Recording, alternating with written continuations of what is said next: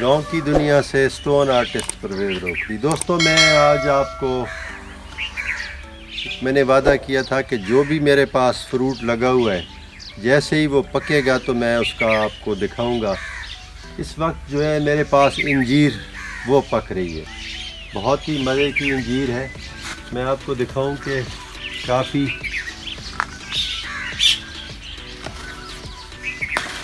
بہت ہی پیاری انجیر، اس طرح کی فریش انجیر آپ کو صرف آپ کے گھروں میں ہی مل سکتی ہے، ورنہ بازار میں تو یہ اتنی مہنگی ہے۔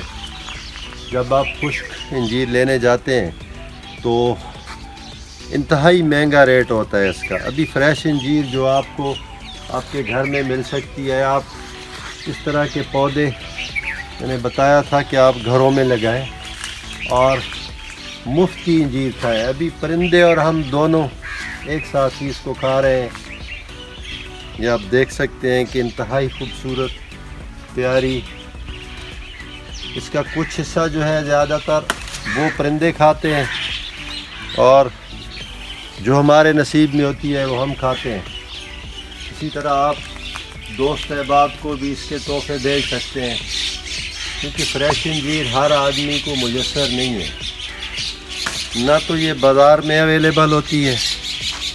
اور اس طرح ابھی آپ دیکھ رہے ہیں کہ میں ڈیلی بیس پہ 4، 5، 6 کلو تک میں نے انجیر جو ہے وہ توڑنی ہوتی ہے، کیونکہ یہ ڈیلی بیس پہ پک جاتی ہے۔ ابھی پرندوں کا بھی آپ شور سن رہے ہیں کہ وہ بھی ساتھ ساتھ اسی طرح پورے درخت پہ جو نچلا حصہ ہوتا ہے وہ ہم کھاتے ہیں، جو اوپر کا حصہ ہوتا ہے وہ پرندے کھاتے ہیں۔ دونوں اپنی اپنی جگہ اس کو مزے سے کھا رہے ہیں۔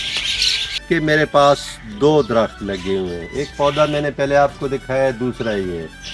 ابھی اس پہ بھی یہی حال ہے، اس پہ بھی انجیر جو ہے وہ پکی ہوئی ہے، تو ڈیلی بیس پہ ہم نے اس کو توڑنا ہے، کھانا ہے۔ ابھی میں آپ کو دکھاؤں کہ یہ بہت ہی مزے کی انجیر ہے۔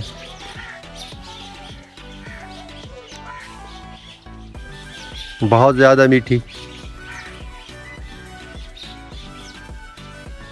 اور سب سے بڑی بات یہ ہے کہ گاؤں کی دنیا میں گاؤں والوں کے لیے تھوڑی آسانی رہتی ہے، شہر میں ہر آدمی کو اتنی جگہ اویلیبل نہیں ہوتی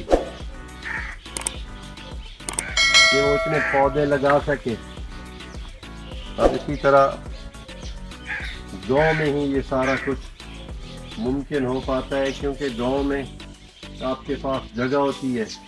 صرف کمی جو ہوتی ہے وہ آپ کی سوچ کی ہوتی ہے، وہ شعور کی ہوتی ہے کہ آپ ایسا کریں گے۔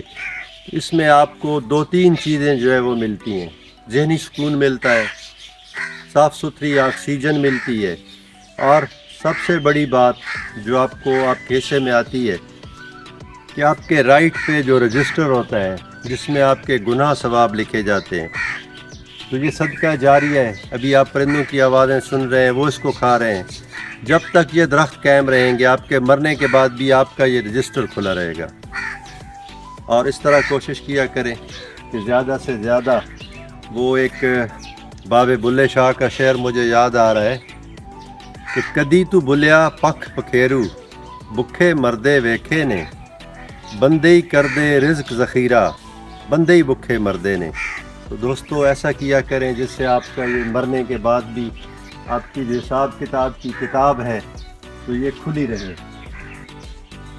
انشاءاللہ اس کے بعد نیکسٹ جو پھل آئیں گے، جن میں کھجور ہے، آم ہے، ناشپاتی ہے، انار ہے، تو وہ بھی ایک پروسیس میں آئیں گے، تو وہ بھی میں انشاءاللہ دکھا دوں گا آپ کو۔ بلکہ میں ابھی سے تھوڑے سے انار آپ کو دکھاتا ہوں، میرے پاس کئی کوالٹی کے لگے ہوئے ہیں۔